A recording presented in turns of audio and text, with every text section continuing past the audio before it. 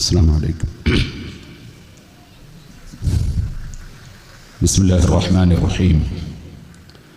الحمد لله رب العالمين. نشهد أن لا إله إلا الله ونشهد أن محمدا عبده ورسوله.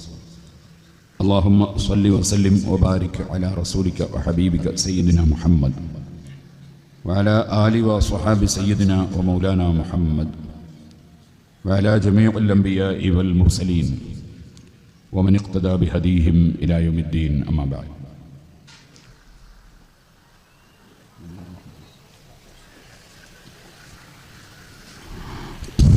അൽഹംദുലില്ലാഹ്, ഈ കളത്തൂർ മദീന മഖ്ദൂം സ്ഥാപനത്തിൻ്റെ കീഴിൽ മഹാനായ മർഹൂം ഖുറത്തു സാദാത്ത് തങ്ങളവറുകൾ സ്ഥാപിച്ച് നടത്തിവരുന്ന സ്വലാത്ത് മജ്ലിസ്,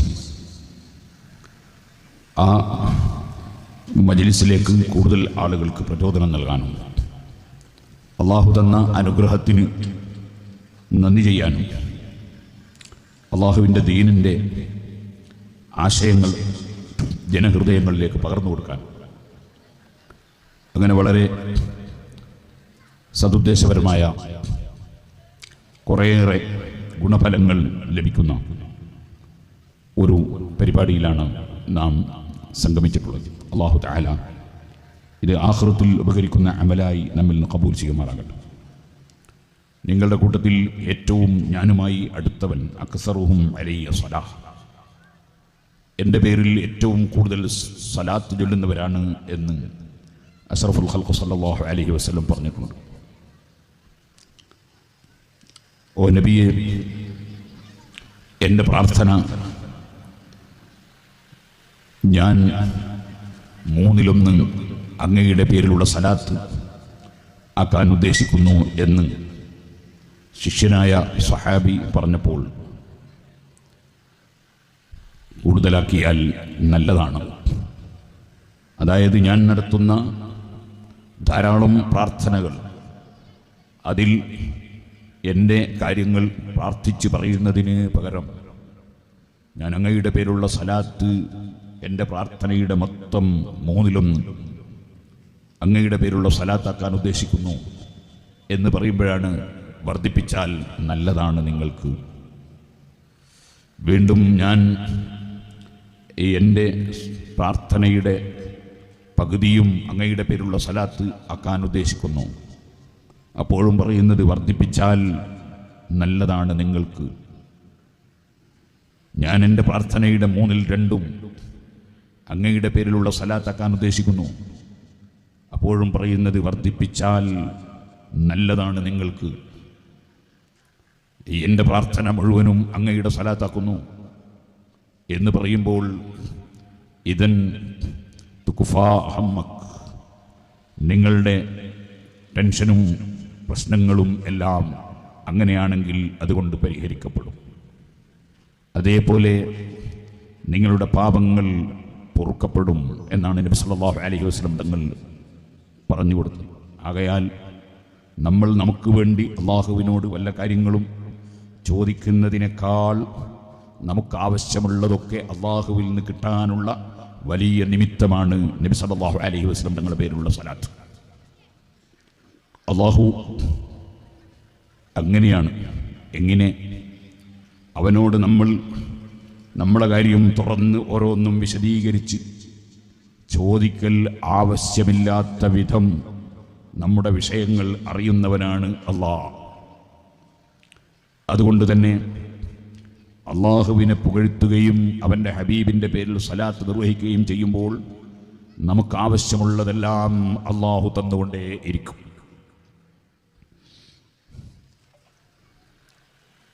ദുആയുടെ കൂട്ടത്തിൽ ഏറ്റവും ശ്രേഷ്ഠമായ ദുആ, അഫ്ളലു ദുആഇ അൽഹംദുലില്ലാഹ്, പ്രാർത്ഥനയിൽ ഏറ്റവും ശ്രേഷ്ഠമായ പ്രാർത്ഥന അൽഹംദുലില്ലാഹ്, സർവസ്തുതിയും അള്ളാഹുവിനാണ് എന്ന് അള്ളാഹുവിനെ പുകഴ്ത്തി പറയലാണ്. വാസ്തവത്തിൽ ബാഹ്യമായി ചിന്തിക്കുമ്പോൾ അതിൽ അള്ളാഹുവിനോട് യാതൊരു അപേക്ഷയും ഇല്ല. എനിക്ക് ദുനിയാവ് തരണമെന്നോ ആഖിറം തരണമെന്നോ എന്നൊന്നും അൽഹംദുലില്ലാ എന്ന് പറയുമ്പോൾ ബാഹ്യമായി അതിൽ കാണാനില്ലല്ലോ. അള്ളാഹുവിനോട് ധാരാളമായി റബ്ബനാ ആതിനാ ഫിദ്ദുനിയാ ഹസന വഫിൽ ആഖിറതി ഹസനതൻ വഖിനാ അദാബന്നാർ, അള്ളാഹുവിൻ്റെ കാരുണ്യം ലഭിക്കാൻ വളരെ നിമിത്തമാകുന്ന ഒരു പ്രാർത്ഥനയാണത് ഖുർആനിലുണ്ട്. അതുപോലെ ധാരാളം ദുആകൾ ഖുർആനിലും ഹദീസിലും ഉണ്ട്. ആ ദുആയൊക്കെ നമ്മൾ നടത്താറും ഉണ്ട്. ദുആ ചെയ്യണ്ട എന്ന് പറയുന്ന കക്ഷികളല്ല നമ്മൾ. അള്ളാഹുവിനോട് ദുആ ചെയ്യുന്നത് എന്തിനാണ് എന്നതിനെക്കുറിച്ച് നമുക്കൊരു ബോധം വേണം. നമുക്കൊരു കാര്യം ആവശ്യമുണ്ടെങ്കിൽ മറ്റുള്ളവരോട് അപേക്ഷിക്കുമ്പോഴാണ് അവർക്ക് അറിയാൻ സാധിക്കുക നമുക്കങ്ങനെ ഒരു ആവശ്യം ഉണ്ടെന്ന്. അല്ലെങ്കിൽ അവർക്കതറിയില്ല, അപ്പോൾ അവരത് തരില്ല. ഞാൻ ഇന്നലെ കുമ്പോലിൽ അറബിത്തങ്ങൾ മഖാമിൽ സിയാറത്ത് ചെയ്യുകയും അവിടെ വഅദ് പറയുകയും ചെയ്തു. വഅദ് തീരാൻ നോക്കുമ്പോൾ ഒരാൾ വന്ന് സ്വകാര്യം പറഞ്ഞു, ഇവിടെ പിരിവൊന്നും എടുക്കേണ്ട ആവശ്യം ഇല്ല എന്ന്. എനിക്ക് വളരെ സന്തോഷമായി. അപ്പം ഞാൻ മനസ്സിലാക്കി, സിറാജുൽ ഹുദയിൽ മുത്തവൽ ക്ലാസ്സിൽ പഠിക്കുന്ന ഒരു കുട്ടി പെട്ടെന്ന് സ്ട്രോക്കിൻ്റെ ഒരു അസുഖം വന്ന് ആശുപത്രിയിൽ അഡ്മിറ്റ് ചെയ്ത് ആ കുട്ടിക്ക് 2.25 ലക്ഷത്തിൻ്റെ ഒരു ഓപ്പറേഷൻ ഒരു ദിവസം, പിറ്റേ ദിവസം 1.5 ലക്ഷമോ വരുന്ന ഓപ്പറേഷൻ. വലിയ തുക ചികിത്സക്ക് വേണം. ആ കുട്ടിയെ ഞാൻ മിനിഞ്ഞാന്ന് പോയി കണ്ടപ്പോൾ എനിക്ക് സന്തോഷമായി ഒരു നിലക്ക്. കാരണം കുട്ടി സംസാരിക്കുന്നുണ്ട്. എന്നോട് തന്നെ ഉസ്താദ് ഇപ്പോൾ തെഹ്ഫ ക്ലാസ് എടുക്കാറുണ്ടോ എന്നൊക്കെ ചോദിച്ചപ്പോൾ വലിയ സന്തോഷം. പക്ഷേ തല കാണുമ്പോൾ മുഴുവനും ഇങ്ങനെ തുന്നിയത് കാണുന്നുണ്ട്. ഒരു ഭാഗം ശരിക്ക് ചലിപ്പിക്കാൻ കഴിയുന്നില്ല. അള്ളാഹു പൂർണ്ണമായി സുഖപ്പെടുത്തി കൊടുക്കട്ടെ. ഞാൻ ആ സദസ്സിൽ നിന്ന് പറഞ്ഞു, ഇവിടുത്തെ കമ്മിറ്റിയുടെ ആളുകൾ അനുവദിക്കുമെങ്കിൽ ആ കുട്ടിയുടെ ചികിത്സയ്ക്ക് ഞാൻ നിങ്ങളോട് ചോദിക്കുമായിരുന്നു. അപ്പോൾ കമ്മിറ്റിയുടെ ആളുകൾ നിങ്ങൾ വാങ്ങിക്കൊള്ളൂ എന്ന് പറഞ്ഞു. അങ്ങനെ ചോദിച്ചപ്പോൾ അവിടുന്ന് ആൾക്കാരെല്ലാം സംഭാവന തന്നു. ഇതെന്തുകൊണ്ടാണ് ഞാൻ ചോദിച്ചുകൊണ്ടാണ്, അല്ലെങ്കിൽ സാസൊന്നും കിട്ടില്ല. കാരണം അവരറിയില്ല ആ വിഷയം. ഇതുപോലെ അല്ലല്ലോ അള്ളാഹു തആല. അള്ളാഹുവിനെ സംബന്ധിച്ചിടത്തോളം എനിക്ക് ഇന്നത് വേണമെന്ന് നമ്മൾ പറഞ്ഞു കൊടുത്തിട്ട് അറിയിക്കേണ്ട ആവശ്യമുണ്ടോ? അതിന് യാതൊരു ആവശ്യവും ഇല്ലല്ലോ. നമുക്ക് കിഡ്നിയും ഹാർട്ടും ബ്രെയിനും കരളും ശ്വാസകോശവും അന്നനാളവും അതേപോലെ തന്നെ കുടലും ചെറുകുടലും എല്ലും പല്ലും തോലും ശരീരവും മനസ്സും എല്ലാം തന്ന റബ്ബ് നമ്മൾ ചോദിച്ചിട്ടല്ലല്ലോ അതൊന്നും തന്നിട്ടുള്ളത്. ചോദിക്കാതെ തന്നെ ആവശ്യമുള്ളതെല്ലാം തന്ന റബ്ബല്ലേ. ആ റബ്ബിനോട് ചോദിക്കേണ്ട ആവശ്യം ഇല്ലല്ലോ. പിന്നെ എന്തിനാണ് നമ്മൾ ചോദിക്കുന്നത്? സുബ്ഹാനല്ലാഹ്, ഇപ്പോൾ വല്ലാത്തൊരു ആഖിർ സമാനാണ്. എൻ്റെ പ്രസംഗം പകുതി മുറിച്ച് ക്ലിപ്പാക്കിയിട്ട് ഇതാ ഇയാൾ പുതിയ വാദം ഉന്നയിച്ച് എങ്ങാനും ആരെങ്കിലും പ്രചരിപ്പിക്കുമെന്ന് എനിക്കറിയില്ല. അള്ളാഹുവിനോട് ചോദിക്കൽ നമുക്ക് അള്ളാഹു തരാൻ ആവശ്യം ഇല്ല. അള്ളാഹുവിന് ആവശ്യം ഇല്ല. പിന്നെ നമ്മൾ ചോദിക്കുന്നത് എന്തിനാണ്? നമ്മൾ അള്ളാഹുവിനോട് യാചിക്കുന്ന അടിമയാണ് എന്നത് പ്രകടിപ്പിക്കാനും അള്ളാഹു കൊടുക്കുന്ന രാജാവാണ് എന്ന അവൻ്റെ മഹത്വം നമ്മൾ അംഗീകരിക്കുന്നത് നമ്മൾ പ്രകടിപ്പിക്കാനുമാണ് ദുആ നടത്തുന്നത്. അല്ലാതെ പടച്ചവന് എനിക്ക് ഇന്നത് വേണമെന്ന് പറഞ്ഞ് അറിയിച്ചു കൊടുക്കാൻ വേണ്ടിയല്ല. നമ്മളെക്കാൾ അറിയുന്നവൻ അള്ളാഹുവാണ്. ചിലപ്പോൾ നമുക്ക് ഖൈറാണെന്ന് തോന്നുന്നത് ചിലപ്പോൾ നമുക്ക് നാശമായിരിക്കും. ചിലപ്പോൾ മോശമാണെന്ന് തോന്നുന്നത് നല്ലതായിരിക്കും. അതൊക്കെ നമ്മളെക്കാൾ അറിയുന്നവൻ അള്ളാഹുവാണ്. അപ്പോൾ പിന്നെ അള്ളാഹുവിനോട് ചോദിക്കണം എന്ന കൽപ്പന പരിശുദ്ധ ഖുർആനിൽ ഉള്ളതുകൊണ്ടും നമ്മൾ ചോദിക്കുന്ന അടിമകളാണ് എന്നത് പ്രകടിപ്പിക്കാൻ വേണ്ടിയും നമ്മൾ അള്ളാഹുവിനോട് ദുആ ചെയ്യുന്നു. ധാരാളം ദുആ ചെയ്യൽ വലിയ പുണ്യകർമ്മമാണ്. അദ്ദുആഉ ഹുവൽ ഇബാദ. പടച്ചവനോട് മുഅ്മിനായ മനുഷ്യൻ നിർത്തുന്ന ദുആ അത് വലിയ കാര്യമായ ഇബാദത്താണ് എന്ന് നബി സല്ലല്ലാഹു അലൈഹി വസല്ലം പഠിപ്പിച്ചിട്ടുണ്ട്. ഇതുപോലെ ഉദ്ഉനി അസ്തജിബ് ലക്കും, എന്നോട് നിങ്ങൾ ദുആ ചെയ്യൂ, ഞാൻ ഉത്തരം തരും എന്ന് അള്ളാഹു പറഞ്ഞിട്ടുണ്ട്. അതുകൊണ്ട് തന്നെ ദുആ അനിവാര്യമാണ്, ആവശ്യമാണ്. അത് ദുആക്കെതിരല്ല ഞാൻ പറഞ്ഞതിൻ്റെ താല്പര്യം ഒരാളോട് പച്ചയായി ചോദിക്കുന്നതിനേക്കാൾ മാന്യമായ ഒരു ചോദ്യമാണ് അവരുടെ മഹത്വം പറയുകയെന്നത്. ഒരു വലിയ മുതലാളിൻ്റെ മുമ്പിൽ പോയിട്ടൊരു പാവപ്പെട്ട മനുഷ്യൻ, മുതലാളി എനിക്ക് എൻ്റെ മകളെ കല്യാണത്തിന് എന്തെങ്കിലും തരണം എന്ന് പറയുന്നതിനേക്കാൾ മാന്യമായ അവതരണം ഏതാണ്? അല്ല, ഓ മുതലാളി, നിങ്ങൾ ഇതിനു മുമ്പ് കുറേ പെൺകുട്ടികളെ വിവാഹം കഴിപ്പിച്ചു കൊടുത്തിട്ടുണ്ടല്ലോ, നിങ്ങളുടെ നാട്ടിലും പുറത്തും നിങ്ങൾ ഒരുപാട് സഹായം ചെയ്തിട്ടുണ്ടല്ലോ. എനിക്ക് ഒരു പാവപ്പെട്ട പെൺകുട്ടി വിവാഹപ്രായമായി വീട്ടിൽ കിടക്കുന്നുണ്ട്. ഞാൻ വലിയ ബേജാറിലാണ്, എനിക്ക് പ്രയാസത്തിലാണ്.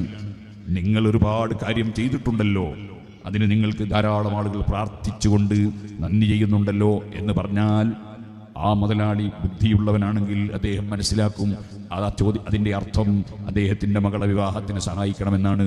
അങ്ങനെ പ്രത്യേകം സഹായിക്കണം എന്ന് പറയേണ്ടതില്ല. അള്ളാഹുവിനെ സംബന്ധിച്ചിടത്തോളം അവൻ തന്ന അനുഗ്രഹങ്ങൾ എണ്ണിയാൽ തീരാത്തതാണ്. ആ അള്ളാഹുവിനെ എപ്പോഴും പുകഴ്ത്തിക്കൊണ്ടിരിക്കുക, സ്തുതിച്ചുകൊണ്ടിരിക്കുക എന്നത് അള്ളാഹു തആല നമുക്ക് എന്തും തരാൻ കാരണമാണ്. അതുകൊണ്ടാണ് അൽഹംദുലില്ലാഹ് അഫ്ളലു ദുആ ആണ് എന്ന് പറയുന്നത്. അഫ്ളലു ദുആ, പ്രാർത്ഥനയിൽ ഏറ്റവും ശ്രേഷ്ഠമായ പ്രാർത്ഥന അൽഹംദുലില്ലാഹ്, സർവ്വസ്തുതിയും അള്ളാഹുവിനാണ്. കാരണം എനിക്ക് ഉള്ളതെല്ലാം ഞാനടക്കം, എനിക്കുള്ളതെല്ലാം ലോകത്തുള്ള എല്ലാ സൃഷ്ടികൾക്കും ഉള്ളതെല്ലാം എല്ലാം എല്ലാം അള്ളാഹു നൽകിയതും നൽകുന്നതും ആണ്. അതുകൊണ്ട് ആരെ എന്തിൻ്റെ പേരിൽ എത്ര എങ്ങനെ എപ്പോൾ പുകഴ്ത്തിയാലും അതിൻ്റെ എല്ലാം ക്രെഡിറ്റ്, അതിൻ്റെ എല്ലാം ഉടമസ്ഥൻ അള്ളാഹുവാണ്. അൽഹംദുലില്ലാഹ്. അതെ, ഒരു കുട്ടി നന്നായി പഠിക്കുന്നു, ഇവൻ നന്നായി പരിശ്രമിച്ച് പഠിക്കുന്നവനാണ് എന്ന് ആ കുട്ടിയെ ഒരാൾ പുകഴ്ത്തി പറഞ്ഞാൽ ആ കുട്ടിക്ക് അതിനുള്ള ഭാഗ്യവും തൗഫീഖും ബുദ്ധിയും നല്ല മനസ്സും കൊടുത്തവൻ അള്ളാഹുവാണ്. യഥാർത്ഥത്തിൽ അതിൻ്റെ ക്രെഡിറ്റ് അള്ളാഹുവിനാണ്. അങ്ങനെ ആർക്ക് എന്ത് കാര്യങ്ങൾ എവിടുന്ന് എപ്പോൾ കിട്ടിയിട്ടുണ്ടെങ്കിലും കിട്ടുന്നുണ്ടെങ്കിലും അതെല്ലാം അള്ളാഹുവിങ്കിൽ നിന്നാണ്. അതുകൊണ്ട് എല്ലാ സ്തുതിക്കും അർഹതപ്പെട്ടവൻ അള്ളാഹുവാണ്. അതാണ് അൽഹംദുലില്ലാഹ്. ആ അള്ളാഹുവിനെ പുകഴ്ത്തിയിട്ടുള്ള ആ വാക്ക് അത് ഏറ്റവും വലിയ, ഏറ്റവും ശ്രേഷ്ഠമായ പ്രാർത്ഥനയാണ് എന്നാണ് നമ്മളെ പഠിപ്പിച്ചിട്ടുള്ളത്. ഞാനിപ്പോൾ വരുമ്പോൾ ഒരാളോട് ഞാൻ പറഞ്ഞു, നിങ്ങളുടെ ആ വിഷയങ്ങളൊക്കെ ശരിയാകാൻ നിങ്ങൾ ദുആഉൽ കർബ് ചൊല്ലിക്കോളൂ.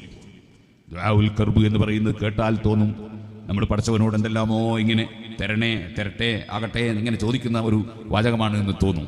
പക്ഷേ ബാബു ദുആഉൽ കർബ്, പ്രയാസം നീങ്ങാനുള്ള ദുആയുടെ അധ്യായം എന്ന അധ്യായത്തിൽ ഇമാം ബുഖാരി റളിയല്ലാഹു അൻഹു കൊണ്ടുവരുന്ന ദുആ എന്താണ്?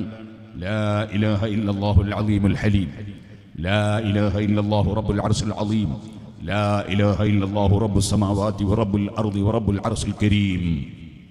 ഇതിൽ ചോദ്യമൊന്നുമില്ല. അല്ലാഹുവിൻ്റെ മഹത്വം പറയാൻ ലാ ഇലാഹ ഇല്ലല്ലാഹുൽ അലീമുൽ ഹലീം. അല്ലാഹു അല്ലാതെ ആരാധനക്ക് അർഹൻ ഇല്ല. അവൻ വലിയ മഹാനാണ്. അവൻ പെട്ടെന്ന് ശിക്ഷ നടപ്പാക്കാതെ ജനങ്ങൾക്ക് അവരെന്ത് തെറ്റ് ചെയ്താലും അവർക്ക് പിന്നെയും പിന്നെയും അനുഗ്രഹം കൊടുത്ത് അവർക്ക് നന്നാകാൻ ചാൻസ് കൊടുക്കുന്നവനാണ്. ലാ ഇലാഹ ഇല്ലല്ലാഹുൽ അലീമുൽ ഹലീം, ലാ ഇലാഹ ഇല്ലല്ലാഹു റബ്ബുൽ അർശിൽ അലീം. പിന്നെയും അല്ലാഹു അല്ലാതെ ആരാധനക്ക് അർഹനില്ല എന്ന് പറഞ്ഞതിന് ശേഷം റബ്ബുൽ അർശിൽ അലീം, മഹത്തായ അർശിന്റെ അധിപനാണ് അല്ലാഹ്, വലിയ അധികാരസ്ഥനാണ് അല്ലാഹ്. അല്ലാഹുവിനെ പുകഴ്ത്തുകയാണ്. ലാ ഇലാഹ ഇല്ലല്ലാഹു റബ്ബുസ് സമാവാതി വറബ്ബുൽ അർളി വറബ്ബുൽ അർശിൽ കരീം. വീണ്ടും ആകാശങ്ങളുടെയും ഭൂമികളുടെയും റബ്ബാണ് അല്ലാഹു എന്നും അവൻ മഹത്തായ അർശിന്റെ അധിപനാണെന്നും ലാ ഇലാഹ ഇല്ലല്ലാഹ് എന്നതിൻ്റെ കൂടെ കൂട്ടി അല്ലാഹുവിനെ പുകഴ്ത്തുകയാണ്. ഇത് വലിയ ദുആയാണ് എന്നാണ് നബി സല്ലല്ലാഹു അലൈഹി വസല്ലം പറയുന്നത്. ഏത് പ്രശ്നവും പരിഹരിക്കാനുള്ള ദുആയാണ്. പക്ഷേ അതിൽ നമ്മളിങ്ങനെ ആകട്ടെ കിട്ടട്ടെ എന്ന് പറയുന്ന ടേയൊന്നും അതിലില്ല. മറിച്ച് അല്ലാഹുവിനെ പുകഴ്ത്തലാണ്. എന്നാൽ എല്ലാം കൊടുക്കുന്ന രാജാവിനെ പുകഴ്ത്തുക എന്നത് നമുക്ക് എന്തും ലഭിക്കാനുള്ള മാർഗമാണെങ്കിൽ ആ രാജാവായ റബ്ബ് സർവ്വ അനുഗ്രഹങ്ങളും ലോകത്തിന് എത്തിച്ചു കൊടുക്കാൻ അവൻ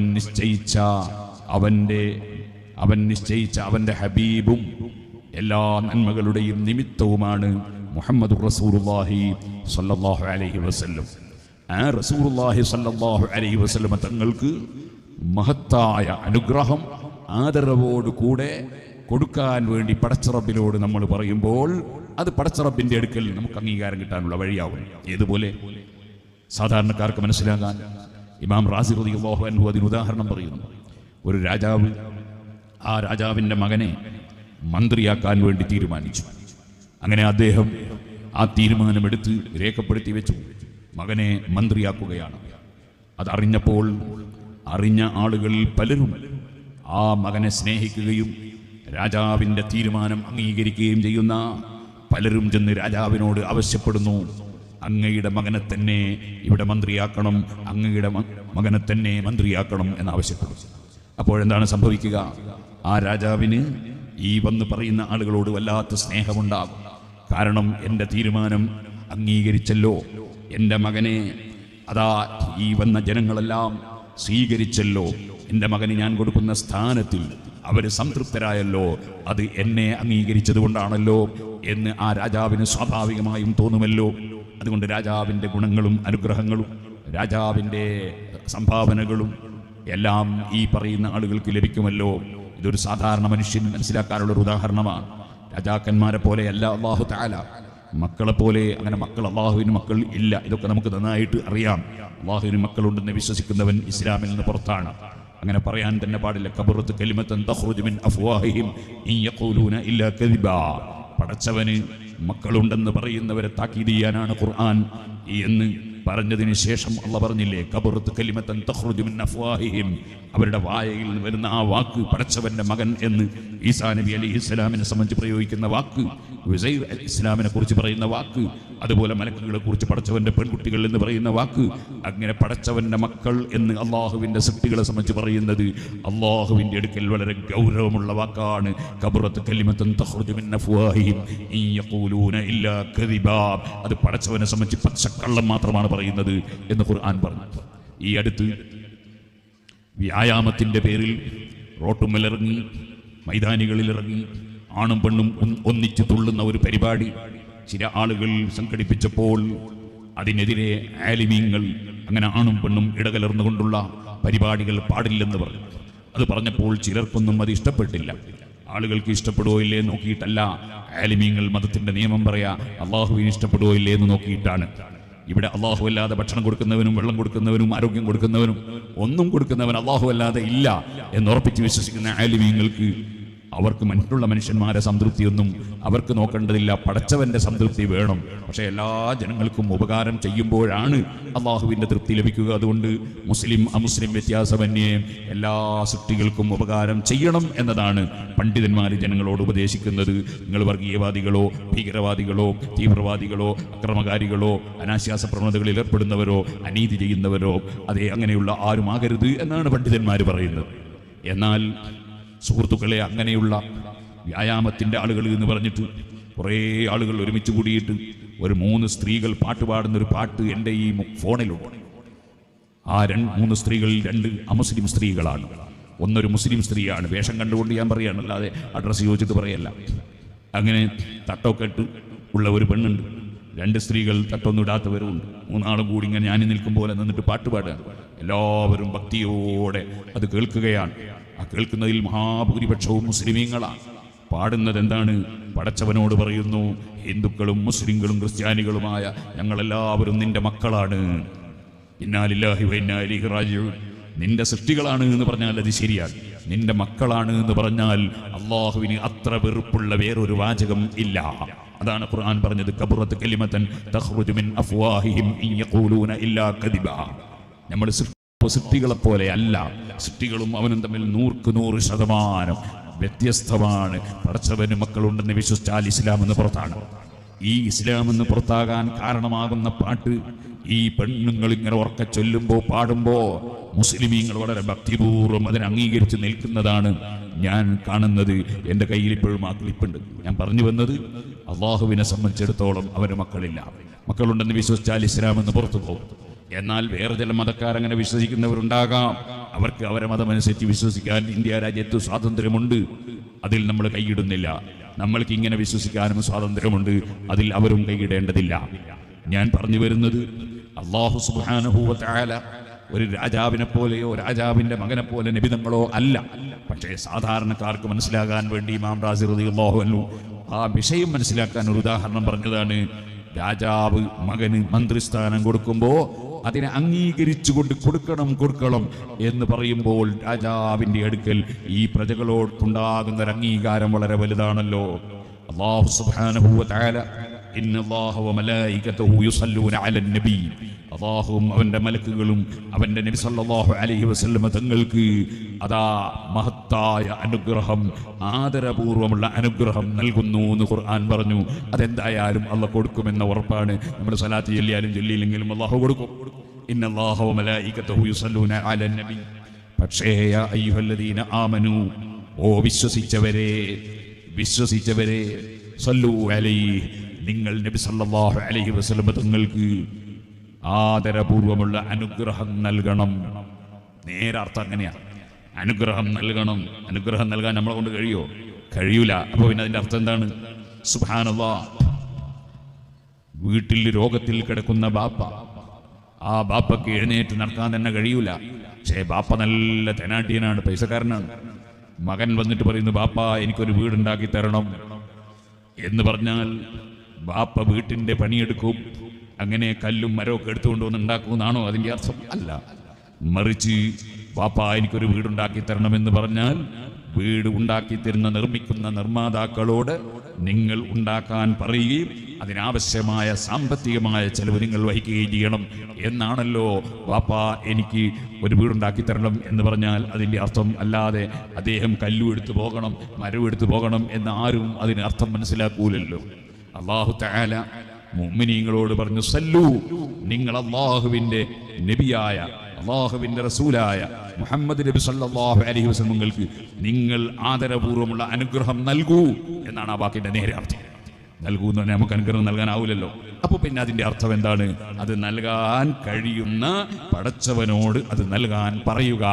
അതാണ് നമ്മളോട് സല്ലു എന്ന് പറയുമ്പോൾ നമ്മൾ അല്ലാഹുവിനോട് തിരിച്ചങ്ങോട്ട് പറയാണ്, അല്ലാഹുമ്മ സല്ലി, അല്ലാഹ് നീ സലാത്ത് നൽകൂ, നീ മഹത്തായ അനുഗ്രഹം നൽകുന്ന അങ്ങോട്ട് പറയാൻ. കാരണം നമ്മളെ കൊണ്ട് നൽകാൻ കഴിയൂല. നൽകാൻ കഴിയുന്ന പടച്ചവനോട് നമ്മൾ പറയാണ്, അല്ലാഹുമ്മ സല്ലി അലാ സയ്യിദിനാ മുഹമ്മദ് നബി സല്ലല്ലാഹു അലൈഹി വസല്ലം തങ്ങൾക്ക് നീ ആദരപൂർവ്വമുള്ള ഗുണം നൽകണേ, അനുഗ്രഹം നൽകണേ എന്ന് പടച്ചവനോട് പറയാൻ.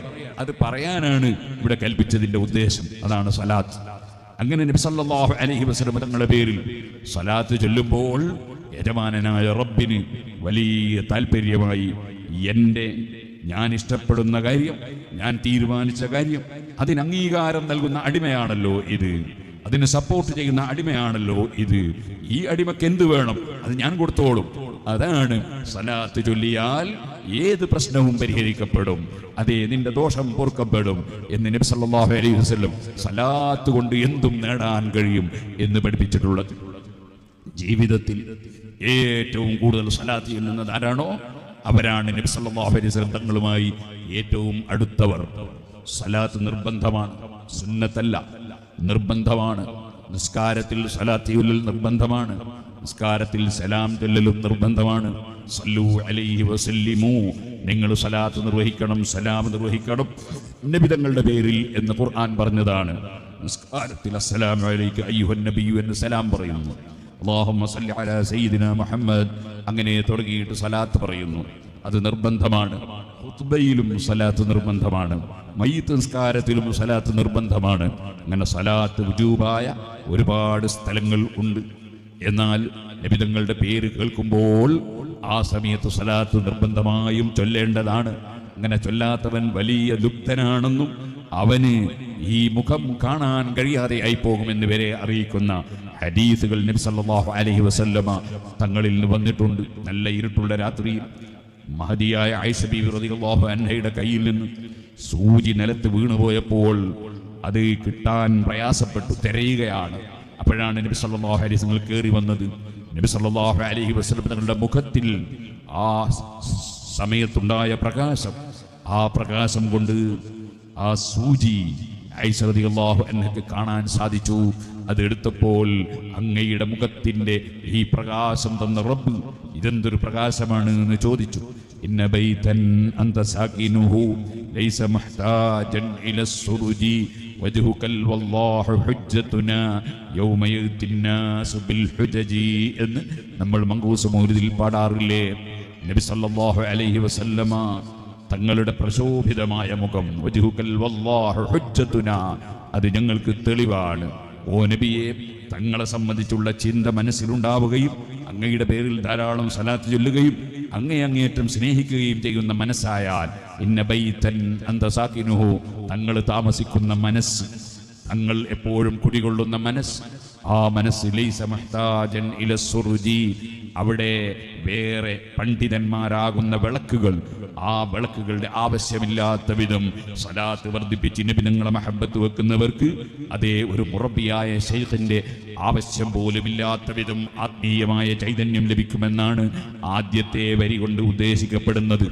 രണ്ടാമത്തെ വരിയിൽ പറയുന്നത് വജ്ഹുകൽ വല്ലാഹു ഹുജ്ജതുനാ യൗമ യതിന്നാസു ബിൽ ഹുജജി. ഓ നബിയെ, തങ്ങളുടെ പ്രശോഭിതമായ മുഖം അത് ഞങ്ങൾക്ക് ഖിയാമത്ത് നാളിൽ വരുമ്പോൾ തെളിവാണ്. ആ പ്രശോഭിതമായ നബി തങ്ങളുടെ മുഖത്തിന്റെ വെളിച്ചം കൊണ്ട് സൂചി ലഭിച്ചു ആയിഷ ബീബി റളിയല്ലാഹു അൻഹ. അപ്പൊ ചോദിച്ചതാണ്, എന്തൊരു ഭംഗിയാണിത്, എന്തൊരു പ്രകാശമാണിത്. അപ്പോഴാ പറഞ്ഞത്, ആ മുഖം കാണാൻ കഴിയാത്തവരാണ് ഹതഭാഗ്യന്മാർ, ഭാഗ്യമില്ലാത്തവർ, നാശമുള്ളവർ. അതാരാണ്? അത് ബഖീലാണ്, ലുബ്ധനാണ്. ഏത് ലുബ്ധൻ? എൻ്റെ പേര് കേട്ടിട്ട് സ്വലാത്ത് ചൊല്ലാത്ത ലുബ്ധൻ. അതുകൊണ്ട് സുഹൃത്തുക്കളെ, അഷ്റഫുൽ ഖൽഖ് സല്ലല്ലാഹു അലൈഹി വസല്ലമ തങ്ങളെ പേര് പറയുമ്പോൾ, കേൾക്കുമ്പോഴും നബി തങ്ങൾ ഓർമ്മിക്കുമ്പോഴും എല്ലാം സ്വലാത്ത് ചൊല്ലണം. വേറെയും സ്വലാത്ത് ചൊല്ലേണ്ട ധാരാളം സമയങ്ങൾ ഉണ്ട്. നമ്മൾ പള്ളിയിലേക്ക് കയറുമ്പോൾ ബിസ്മി ചൊല്ലുന്നതിൻ്റെ പുറമെ സ്വലാത്ത് ചൊല്ലണം. അതേപോലെ നമ്മൾ രണ്ടാളുകൾ മീറ്റ് ചെയ്യുമ്പോൾ, പഴയ കാലത്ത് പ്രായമുള്ള ആളുകളൊക്കെ അസ്സലാമു അലൈക്കും വറഹ്മത്തുള്ളാ, വഅലൈക്കും അസ്സലാം വറഹ്മത്തുള്ളാ കൈ കൊടുത്താൽ അവർ ചിലപ്പോൾ അല്ലാഹുമ്മ സ്വല്ലി അലാ സയ്യിദിനാ മുഹമ്മദ് എന്ന് പറയും. അങ്ങനെ മീറ്റ് ചെയ്യുമ്പോൾ സ്വലാത്ത് ചൊല്ലൽ സുന്നത്തുണ്ട്. സദസ്സ് പിരിയുമ്പോൾ സ്വലാത്ത് ചൊല്ലൽ സുന്നത്തുണ്ട്. അതുകൊണ്ടാണ് നമ്മൾ 3 സ്വലാത്ത് ചൊല്ലി പിരിച്ചുവിട്ടിരിക്കുന്നു എന്ന് പറയും. പിരിയുമ്പോൾ സ്വലാത്ത് സുന്നത്തുണ്ട്. അങ്ങനെ സ്വലാത്ത് സുന്നത്തുള്ള ധാരാളം സ്ഥലങ്ങളുള്ളതിൻ്റെ പുറമെ എല്ലാ സമയത്തും സ്വലാത്ത് വർദ്ധിപ്പിക്കുന്നത് പുണ്യമാണ്.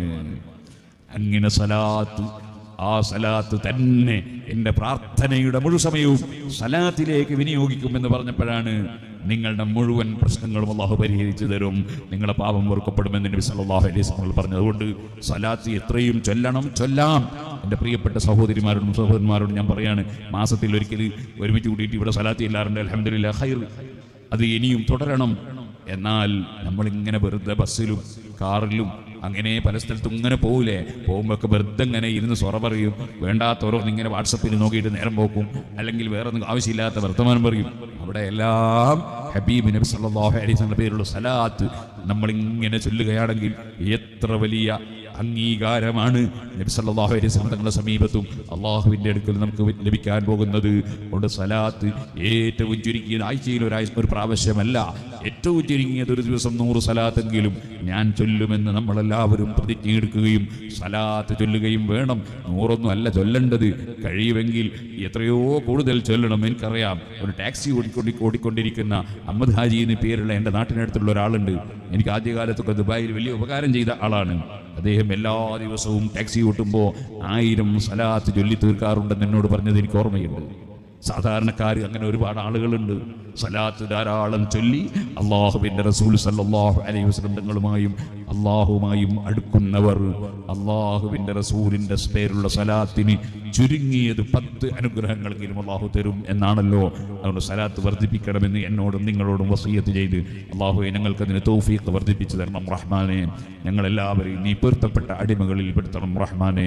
ഞങ്ങളോട് ആര് എന്ത് കാര്യത്തിന് വേണ്ടി ദുആ ചെയ്യാൻ പറഞ്ഞിട്ടുണ്ടോ, ഞങ്ങൾ നടത്തുന്ന സ്ഥാപനങ്ങളിലേക്ക് ആര് നേർച്ചകളും സദഖകൾ തന്നവരുണ്ടോ, ചെയ്തവരുണ്ടോ, അവരുടെ എല്ലാവരുടെയും എല്ലാ ഖൈറായ ഉദ്ദേശങ്ങളും നീ നിറവേറ്റണം റഹ്മാനെ. ഈ സ്ഥാപനം ഇനിയും ധാരാളം പുരോഗമിപ്പിച്ച് വളർത്തിക്കൊണ്ടുപോകാൻ ഇതിൻ്റെ പ്രവർത്തകർക്കും ഇതിനെ സഹായിക്കുന്നവർക്കും സഹകരിക്കുന്നവർക്കും നീ തൗഫീഖ് നൽകണം റഹ്മാനെ. ഞങ്ങളെല്ലാ വാക്കുകളും പ്രവൃത്തികളും നിന്റെ പൊരുത്തത്തിലാക്കണം റഹ്മാനെ. അല്ലാഹുവേ, ജീവിക്കുന്ന കാലത്തോളം ഇസ്സത്തോടെ ആഫിയത്തോടെ തഖ്വയോടെ ജീവിപ്പിക്കണം റഹ്മാനെ. നിന്റെ പൊരുത്തത്തിൽ ഞങ്ങൾക്ക് ദീർഘ ആയുസ് ആരോഗ്യത്തോടെ നൽകണം റഹ്മാനെ. അവസാനം കാമിലായ ഈമാനോടെ മരിപ്പിച്ച് സാലിഹീങ്ങളെ കൂടെ ഒരുമിച്ച് കൂട്ടി നിന്റെ ഹബീബായ നബി സല്ലല്ലാഹു അലൈഹി വസല്ലം തങ്ങളെ കാണാനും അവിടുത്തെ സമീപത്ത് ചെല്ലാനും അവിടുത്തെ ഹൗദിൽ നിന്ന് കുടിക്കാനും അവിടുത്തെ ശഫാഅത്ത് കൊണ്ട് രക്ഷപ്പെടാനും സാധുക്കളായ ഞങ്ങൾക്കും ഞങ്ങളെ സ്നേഹിച്ച ഞങ്ങളോട് സഹായിക്കുന്ന സഹകരിക്കുന്ന എല്ലാ മുഅ്മിനീങ്ങൾക്കും നീ തൗഫീഖ് നൽകണം റഹ്മാനെ. വിദേശത്തും നാട്ടിലുമുള്ള സുന്നത്ത് ജമാഅത്തിൻ്റെ മുഴുവൻ പ്രവർത്തകന്മാർക്കും സഹായികൾക്കും സഹകാരികൾക്കും ദുനിയാവും ആഖിറവും നീ വിജയിപ്പിച്ചു തരണം റഹ്മാനെ. രോഗമുള്ളവർ, ആശുപത്രിയിലുള്ളവരും വീട്ടിലുള്ളവരും എല്ലാവർക്കും പരിപൂർണമായ ശിഫ ശിഫ നൽകണം റഹ്മാനെ. ഞങ്ങൾ ഖൽബിൽ ഉദ്ദേശിച്ച ഏത് നല്ല കാര്യങ്ങളുണ്ടോ അതിനെല്ലാം ഖൈറിൻ്റെ വഴികൾ നീ തുറന്നു തരണം റഹ്മാനെ. റബ്ബനാ തഖബ്ബൽ മിന്നാ ഇന്നക അൻതസ് സമീഉൽ അലീം വതുബ് അലൈനാ ഇന്നക അൻതത് തവ്വാബുർ റഹീം. ആമീൻ ബിറഹ്മതിക യാ അർഹമർ റഹീമീൻ. വസല്ലല്ലാഹു അലാ സയ്യിദിനാ മുഹമ്മദിൻ വആലിഹി വസഹ്ബിഹി അജ്മഈൻ വൽഹംദുലില്ലാഹി റബ്ബിൽ ആലമീൻ. ഇൻഷാ അല്ലാഹ് ഇവിടെ ധാരാളം ആലിമീങ്ങൾ അതുപോലെ നേതാക്കൾ നിങ്ങളോട് സംസാരിക്കാനും എല്ലാം ഉണ്ട്. എല്ലാ പരിപാടിയും കഴിഞ്ഞ് നമ്മൾ ഒരു അദബ് കേട് വരാൻ പാടില്ല. എല്ലാം കഴിഞ്ഞിട്ടേ നമ്മൾ പിരിഞ്ഞു പോകാവൂ. നബി സല്ലല്ലാഹു അലൈഹി വസല്ലം സ്വലാത്ത് ചൊല്ലുന്നതിലുള്ള സന്തോഷം പ്രകടിപ്പിക്കുന്ന വലിയ ബർക്കത്തുള്ള സദസ്സാണ്. അതെല്ലാവരുടെയും മനസ്സിലുണ്ടാകണം എന്ന് ഓർമ്മപ്പെടുത്തി എനിക്ക് മറ്റൊരു സ്ഥലത്ത് പോകാനുള്ളത് കൊണ്ട് ഞാൻ എൻ്റെ വാക്കുകൾ അവസാനിപ്പിക്കുന്നു. അസ്സലാമു അലൈക്കും വറഹ്മത്തുള്ളാഹി വബറകാതുഹു.